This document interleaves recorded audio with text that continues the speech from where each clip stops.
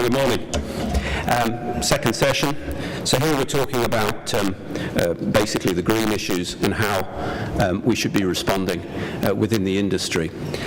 So we've got a variety of speakers. I'll introduce those speakers just before they come up, but you can see the gentleman there. The whole issue that we've got regarding sustainability is one really that's probably somewhere in the region of 8 to 10 years old in public interest, people's awareness, and up until probably last year was really gaining ground. One of the questions I think that the gentleman will be addressing as we go through the presentations is how much of that is going to be, how much of the sustainability will be sustained in the current economic downturn. Will it be just a virtue and a hygiene factor, or will it be given real breadth? Will it deliver true benefits to the overall business? Now, within our industry, then it's very easy to think, well, is it just the vehicles? Is it just fuel? But of course not, and I think many of the presentations will bring out the strings that talk about other areas, talking about waste streams, intelligent lighting, talking about paper, talking about fuel, of course, talking about the vehicles. And there have been tremendous advances in many of those technologies. And over the last few years, the whole concept of being green and sustainable has become, as far as public perception is concerned, a definite hygiene factor. Without that, you're not seen as a valid business. But it is true, Al Gore talked about the fact, inconvenient truth. Well, most people view many aspects of our industry as an inconvenient necessity. It involves big trucks going up and down motorways, through the middles of towns, so the public perception is poor. Anything that can be done to try and transform that and to actually prove that it's part of a long-term sustainable strategy, I think must be applauded for the rest of the industry. Okay, well, we'll get on to the first speaker, which is Ingemar Persson. He's the Secretary General of PostEurop, the Association of the European Public Postal Operators, former Executive Vice President of Swedish Post, 37 years with Posten AB. He's having held several top managerial functions, including operational, strategic, group functions, including, for example, HR, and he joined PostEurop in 2007. Just before we start, then we'll be doing all the questions at the end, so if you can please hold those, and we'll make sure that we give everybody airtime at the end of all four presentations.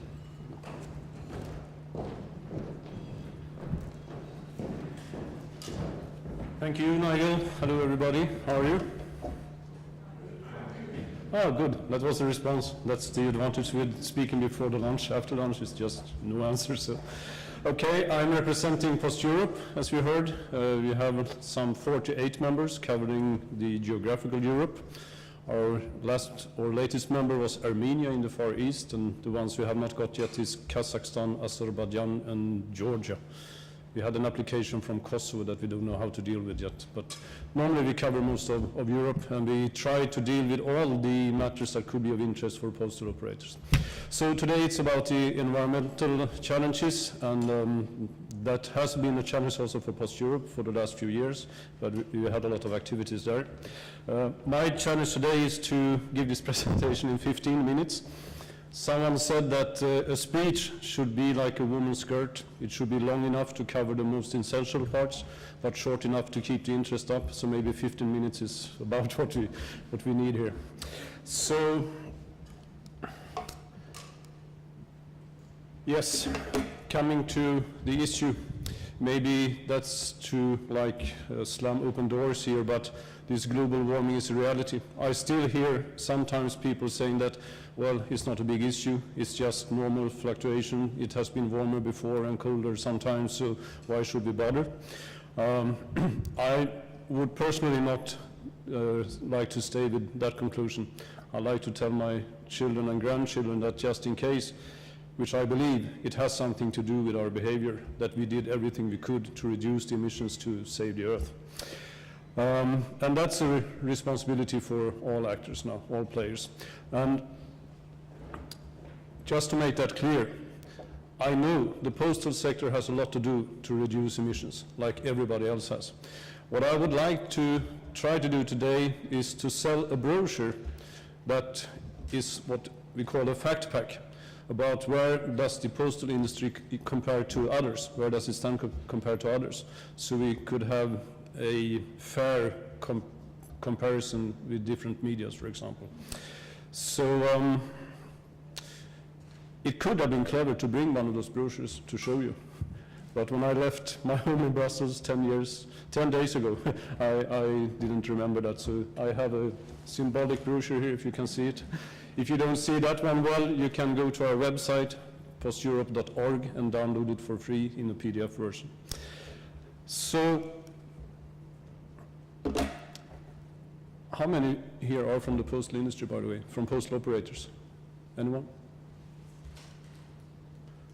And the rest of you are suppliers to the post, or how many suppliers?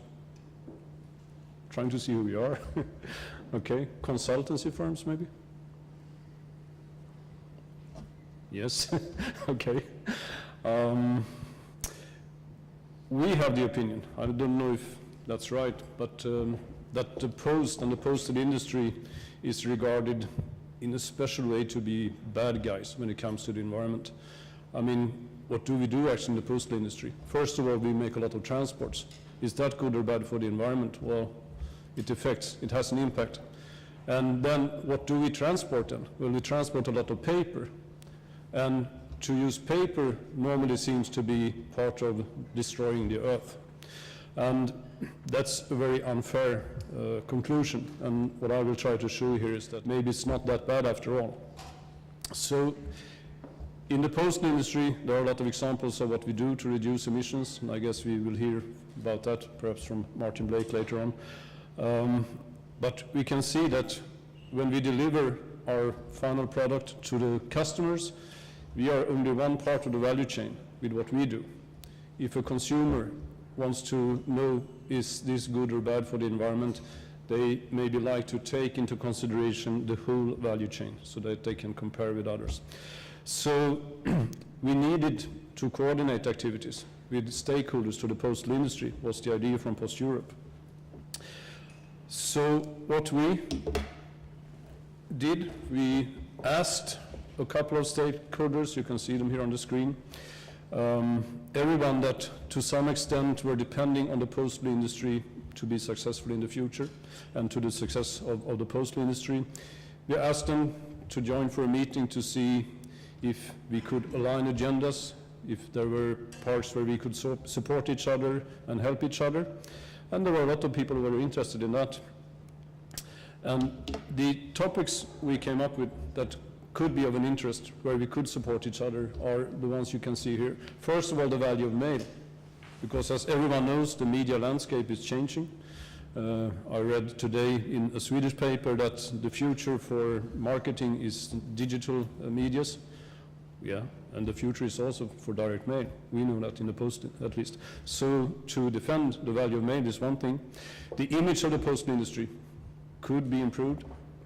Innovation as such, those from the postal industry here can for sure tell about a lot of innovations when it's about the inside of the postal operators. I mean, if you come into a post and look into how it's performing today, at least in the Western Europe, it has been quite innovative. The machines we are using are very fancy, very intelligent.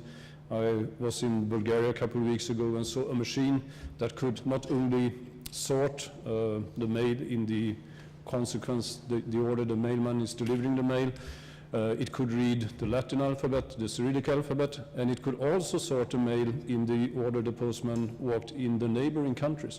I don't know why they wanted that facility in that machine, but at least it was quite innovative. And then, not the least, the environment. So in this group of people, EMIP stands for the European Mail Industry Platform. If someone comes up with something better, you're welcome to tell me. We call it that so far. The first thing, actually, everyone said where we can help is about the environment. So what we came up with was this fact pack, this brochure you can see here, where we try to collect facts, really. And in that brochure, we tell about where we found the facts. And it's meant actually for salespeople among the operators, and also salespeople in the neighboring industries, like the printing industry, the paper industry, the forest industry, envelope producers, and everyone who is involved here. Because customers ask nowadays about the environmental impact. They want to know, if I use the mail, what happens. So that's why we try to gather a number of examples together. And you can see here this value chain. We started with the raw material, the paper production, the message creation, the production, and the message delivery, etc. And I won't go through all those parts now, so you relax, and you remember that woman's skirt, we only have 15 minutes. But I will give some examples of what we found when we studied this. And first of all, I was amazed to see, for all those stakeholders, how responsible they already are, how much they already have in place to do what they can. So there was so many arguments, so we had to rather see what can we take in and what should we leave out in this little brochure. It was not a challenge to find the facts. So to give examples, then, to start with the raw materials, if this machine helps you. Speaking about Europe now, I don't know if you knew this already, but 44% of Europe obviously is covered in trees. That's good, because as you can see at the end of this slide, those trees are also carbon sinks. That's why it's good to have big parks in the cities that helps collecting those carbon emissions, so we don't have to bring it down to our lungs, everything. And if you look back, since the 50s, those areas have increased by 30% actually. And only the last 20 years, we found a number here that it has increased by 805,000 hectares, or 1.5 million football pitches each year. I don't know what that looks like, 1.5 million football pitches, but obviously it's quite big. And the United Nations, they concluded a couple of years ago that the forests in Europe, they are healthy and they are taken well care of. So I heard, for example, that for each tree you take down to produce furniture, paper, or whatever, there are 2 new planted. Maybe that's true. So obviously the use of paper is not hurting the forests. Coming to the paper production, what I didn't know before we dig into this was that from the trees you take down, you don't take them down to produce paper normally. You take them down for other purposes, like to produce furniture. And what you use is the top of the trees that would have been waste otherwise, or small branches that are not used for anything otherwise, and also from thinning. I mean, when they treat the forests well, they need to take some trees down here and there so the forest gets air, and so the experts know more about that. Those trees that would have been waste are also used for paper. So again, it's not true that we reduce the forest by producing paper. We are taking care of that should have been waste anyhow. And you can see from the slides here that the forest industry have a lot of things in place to use the green biomass, etc., for paper production. And direct mail, how many of you are working with direct mail here in the room? 2? Do I get more? Okay, 2 people who know about that this is a very, very, very good medium if you want to reach out with your message. In comparison with other medias, it's very good. It has advantages that others don't have. Maybe it has disadvantages too, but it definitely has its place. Compared with television advertising, for example, where people go and get a coffee, and so with the direct mail, when we ask people if they read direct mail, they normally say, no, we don't. If you study what they actually do, yes, they do. 80% of all direct mail is really read, and if you want to get through with a little bit more complicated message, it's good with direct mail, because then you can sit down and bring this item and read through and really study it. The paper used to produce direct mail, in Europe at least, is recycled to quite a big extent also. When it comes then to the production of the messages and the printing, Again, it was amazing to see what the printing industry already had in place to reduce carbon emissions, how they are perfecting their production line and so. And I don't know, but many different industries, they stopped printing themselves and asked consumers to print. If you travel, for example, you're asked to print your boarding passes and so. That's not so good for the environment, because the printers at home are not so environmental friendly as the professional ones. So they did what they could indeed also.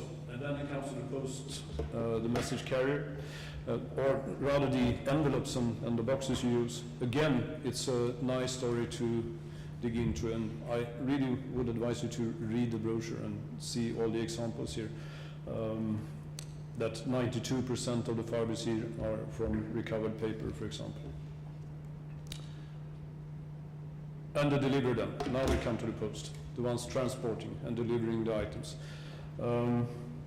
In that fact pack you can see that this part is equivalent to 0.1% of the total household CO2 emissions. So how much is that? Well, I have some comparisons for you. It's equivalent to 70 kilometers of a car journey, or it's equivalent to eating 5 cheeseburgers, or drinking 9 liters of milk, or to spend 6.6 minutes on a transatlantic flight. So if you want to do your part to reduce emissions, maybe the first thing you should start with is not to reduce the mail you receive. And also take in consideration that this media, actually, talking about the advantages, is the only one that reaches 100% of the citizens in Europe. It's actually the only one, and marketers normally know that. If they really want to reach out to everyone, it's supposed they have to go to. So that's the value chain approach. We looked into those different parts, and I just gave a few examples of what you can find in this brochure. You can see here. So that's for paper and the use of paper and transporting paper and direct mail, etc. as medium. Now you hear quite often that, well, there are other aims of communications nowadays, don't you know? They have electronic communication, not only for mail but also for advertising and so, and that's so environmental friendly. And normally at those occasions when I present this, there is a guy from a company that really built the company on being environmental friendly by using computers. And we would normally have a debate on this, because the problem with computers is that there are no chimneys on top of them, so you cannot see the smoke coming out. But if you really see what they cause in terms of emissions, it's quite much. And it's the use of electricity, of course, that causes that. And from a Swedish study, I'm originally from Sweden, so I read Swedish studies sometimes, we learned, and the ones who made that study was one of the bigger unions for white-collar people. They were concerned by computers when they came in the first place, because you had a lot of stories by people sitting in front of the screen, and for women the way makeup moved from their faces over to the screen, and did you get an extra suntan sitting in front of the computer, and so they started testing those computers. And in Sweden it's impossible to sell a computer today if it doesn't have the label TCO on it. And those people, they made a study of the environmental impact from computers, and they found out that in all the world the emissions from computers are about 50 billion tons. That's quite much, isn't it? You should answer now, yes. That's quite much, isn't it? Yeah. That's equivalent to the emissions from the whole airline industry. Did you know that? No, you should say probably. That's quite much. And there's a lot of challenges for the airline industry, but I almost never hear someone mentioning the computers as being a threat to the environment. And again, I'm not saying that we shouldn't use computers, because the post is a part of that problem too. We use quite many computers. I don't say you should stop communicating electronically, of course not. That has already happened, that won't change. But we should have fair comparisons when we deal with different medias. So, in conclusion, if I use my 15 minutes now, Mail is a good medium for communication indeed, and also good for communicating in a sustainable way, and it really can have the comparison with other medias. So again, this beautiful brochure, please download it from the PostEurop website, posteurope.org. Thank you.